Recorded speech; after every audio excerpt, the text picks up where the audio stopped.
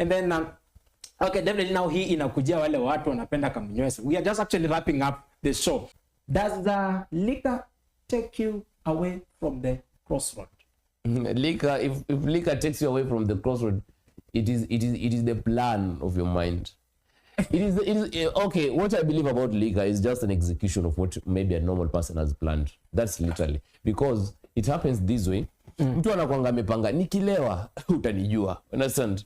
Nikikunywa tu kitu kidogo zangu ni kwetu on mtu atanijua. So definitely what happens is this way. Like unakuanga umepanga all the duties you're going to perform after maybe you've gotten on as maybe the what? The youth ama the current vibes inaweza enda. So mtu anakuanga amepanga kitu atafanya before I get high. Yes. So this just accelerates your mood and maybe gives you maybe the quick, it just gives you the quick action maybe towards maybe what you want to do. So pombe sio ati kama labda nitakuwa naitetea.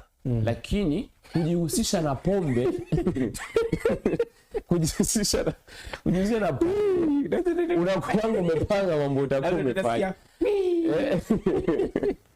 So mimi sitakuwa naitetea pombe, yes. Lakini kitu ambacho labda mtu atakuwa nakifanya ni kitu ambacho amepanga binafsi kukifanya. Pombe is just a catalyst.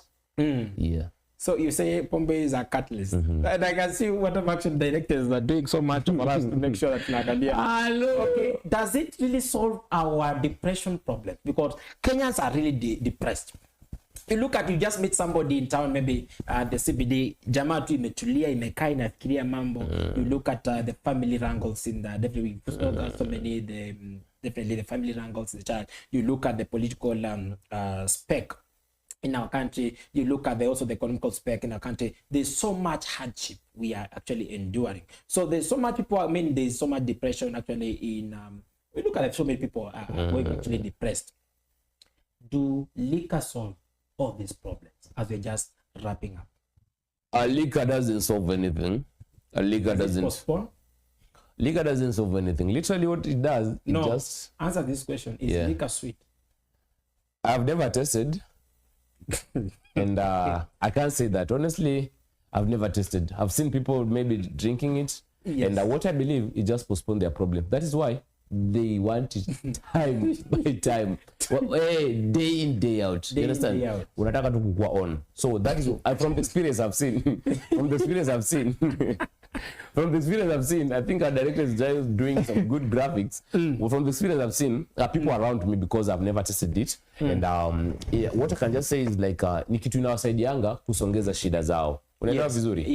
Yeah, because unapatanga kama uko na besti yako mlevi kila wasaa anataka tu kukunywa. You understand? Ni kitu yenyewe, it doesn't prioritize food, it doesn't prioritize your health, but it prioritizes too many, that is it, not to maybe to all. So what I just say, ini kitu ambao labda it just postpone your problem, but it doesn't solve them.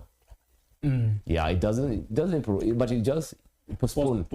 Until death do us apart, it will keep on postponing your problem. But you get people actually coming in to say that actually Jesus himself tried to turn the water into wine. So it's a verse I'm always against, because people go to the Bible and read whatever can satisfy their hearts. They don't go to read whatever God speaks about them.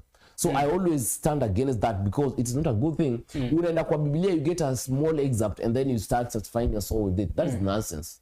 That is stupidity, of course. Read the whole scripture and then understand. Wacha kusema Yesu alibadilisha sijui poa maji ikakuwa wine kwa harusi ama. What is that? Why was that add there? Read the whole scripture. People are so calm, so the thing is this one. See fit, by the way. And that is why I say, like, my people perish because of lack of knowledge. Understand? You foolish. Yeah, you go to a Bible, unasema like, God, I know you have good plans for me as much as maybe as you Isaiah wrote. For I know the plans I have for you. Okay. Not to perish. Read the whole chapter. Read what God is speaking about you. Get knowledge. Stop going for petty things that satisfy your soul. And that is why we are suffering.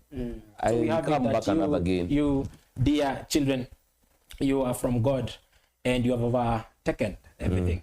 Definitely those of the world, they speak of the world, and definitely those from the kingdom speak about the kingdom. That is our parting shot from Vincent Okinda, who's actually been joining us all the way here from the studios, the Mofo TV studios. He's been away for some time. Definitely, he had gone for some missions, or definitely related to our work-related issues back in 037, but he's here with us transacting all these ideas. And we've been talking about the prince in the wedding. We talked about nganga. We've talked about something to do with the depression in our society, where we see people trying to delve into the liquor as a solution for their depression.